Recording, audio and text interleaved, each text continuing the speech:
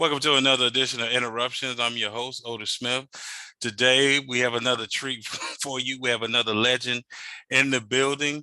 You may have known her and seen her from her work from Reid's Place to Eve's. She played JT's mother.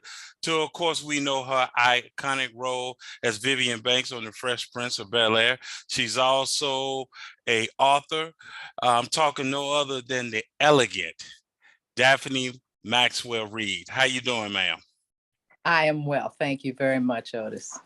Glad you came on the show. We don't take it lightly that you blessed us with your presence. I always tell people that most of the people that are my guests is either I'm a fan of or I just always wanted to talk to them. And of course, you fall in both categories. So, all right then. My first question for you is, what made you pursue acting? What made you want to get in acting and pursue it as a career? It was not a choice that I made. It was an opportunity that I had, and I pursued the opportunity, and it just kept going, and I enjoyed it, so I kept doing it. It's not something that I set out to do. Well, you're good at it, so. Thank you.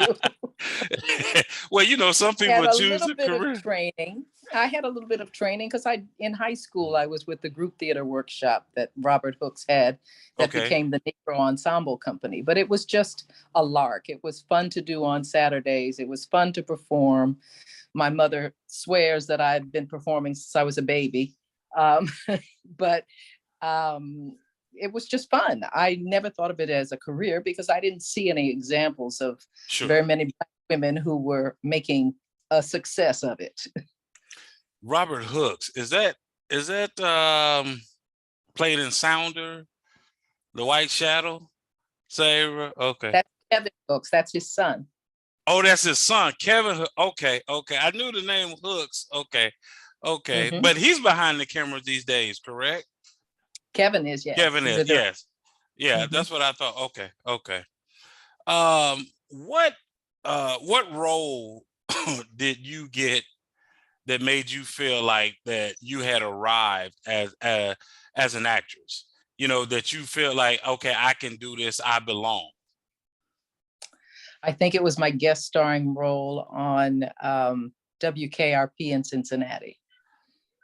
Wow. And, so I had to go back and look at it. I remember the show. It's been so long. I've been on television so long. Or maybe it was my first job that I got in Chicago. Another Robert Conrad, who I don't know whether you would know or not, was shooting a show in Chicago. And that was my first television show. Okay. And he made me a regular on his show. And that was my first real acting job. What was the name of the show? It was called The Duke. It was about a boxer. The Duke. Okay. I'm gonna have to go back and check that out. See. Because I love going back and watching. So in certain shows I saw, and I remember certain shows, how it either came on for a year, then it left, and you get mad. Like, what happened to that show? That was a good cast. Yeah, Frank Flake. Yeah, I was looking for the next. I was like, well, what happened to Frank Flake? So all it happened to Frank. But what's your next question? What do you feel was the most important role? Well, not important role. Excuse me. What do you feel was the most important episode when you were on The Fresh Prince of Bel-Air? What did you feel was the most important episode? Not your favorite, but just what you felt like that was very important to tell that story. When Will's father came and left left him, and he had to deal with his father leaving. Yeah, that's one of the iconic moments that I said, okay, he's taking this acting thing real serious. The tears and what can you tell me about Mr. Avery there? Avery, brilliant actor. What was that like for you? You guys' chemistry and working together? We hit it off immediately during my auditioning sessions. I had, Mm-hmm. and I fell in love with the man. He's just a brilliant. He was. He loved jazz and collecting and Black history, and he was always reading. He was brilliant. He was the rock that everybody put their hand on before we got to work, because Oh, wow. the, he was the soul of that show. Wow. That beautifully said. How have you maintained your integrity in this business? It's not hard if you don't lose it in the first place. Good point. Good point. And I asked that question. Oh, I'm sorry. Go ahead. Go ahead. No, I was You just saying asked I asked that question because of, sometimes people. I've noticed some of the people I've been a fan of, that done good work, great, and really perfected their craft. I see a lot of them don't do as much work as we the fans think they should do, and sometimes that may be an integrity thing of far as what type of character they're willing to play, what they want to project out into the audience. So that's why I was asking, how did you maintain it? But I do like that question. I meant that answer. you have the the sad impression that there's lots of stuff out there to do to choose from. No, actors wait to get chosen. And you better be keeping busy while you're waiting to get chosen. Got it. Got it. Okay. That's a good lesson for me to learn.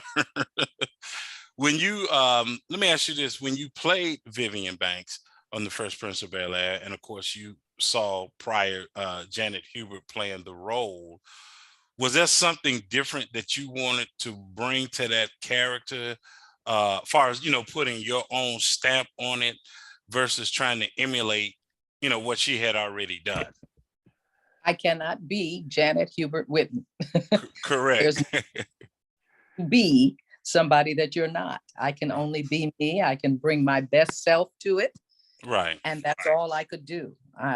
There was never any thought of emulation, or she's a very talented woman in Of so course. many things that I have no talent in. And no, I could only bring me to the character. I couldn't try. I wouldn't even try. There's no, No, you did they a didn't want fabulous. me to. You did a fabulous job. I just know there were. I mean, you played it to me. You played it differently, and I didn't know if that was just a conscious thing, or you saying, "Look, I'm just going to take this role and just do the best I can with I the just role." showed up. They wanted me, they got me. Well, my next question for you, that's funny. I just showed up. Tell me about this guy here. My sweetie pie. how did you how did you know he was the guy? He was the one. Well, you don't. You don't ever know that they're the one. Mm-hmm. There may be several, but he's the one that made me laugh. And we worked out a relationship that has lasted for over 40 years. So it's not like there's one person in the world. There are a lot of people in your life that mean things to you. Right. But to commit to one person is a choice, and a choice that I made. I had been married before, and he had been married before. And we didn't want to get married at all for a couple of years. The M word, been there, done that. Right. But we found a reason to get married, and we committed to each other. That's beautiful. You said over 40 years? I'm trying to catch you. I've been married 23 years. I'm trying to catch you. One step at a time, learn how to fight fair. I lose. Don't worry about it. I don't. In the end. I just keep going. You win in the end. Don't worry about the battles. What prompted you to do your book, Grace, Soul, and Mother, with cooking book and your clothing line? What prompted you to do those things outside of acting? I have always made my own clothes, and I have made clothes even for some of the characters that I played on television. I supplied the wardrobe for some of the characters. It's what I do that comes from the gift of that God gave me and my ability to manipulate fabric. Okay. So I've done that for years and years and years. And Tim asked me once to do a line of my coats that always got comments. And I did a line for a show that he was doing to raise funds for his institute. And from that point on, about 6 years ago, I just kept doing it. And I do custom work, and people select their fabric, and I make the coat for them and send them on their way. It's just a joy for me. The cookbook came from, I've always cooked, always loved to cook. My mother was a great cook, and I had messages and stories to tell. So I did a mini memoir in that cookbook, A Grace, Soul, and Mother Wit. And it's a collection of recipes and stories from the 50 years that I've been in show business and from my childhood, and pictures of growing up in New York in the 40s and 50s and 60s. And it's just kind of a mini memoir, but lots of recipes with stories attached to them. And I try to teach you all to get into the kitchen and cook. That's all this eating out stuff is. Expensive. It's expensive. That I'm from the South, so we cook. I'm in it. Oh, you cook. I'm in I ain't worried Atlanta. about I'm in. You know what made me marry my wife? My wife came in one Because day. she could cook. No, she could cook, but this one particular meal she cooked, I said, "Oh no, I got to marry her." When you're in your 20s and a woman go in and cook a pot roast, you're like, you know what? You got skills. You got right. Don't be stupid. Don't be stupid. How have you evolved as a person since you came into the entertainment industry and to where you are now? I've come to appreciate the gifts that God gave me, and my ability to rise to occasions, and my ability to hone my craft with professionalism and training. And it's made me a very secure person. I used to be shy, if you can imagine that. But acting has really given me a confidence in my personhood. Okay. So I'm hoping that I wear it well.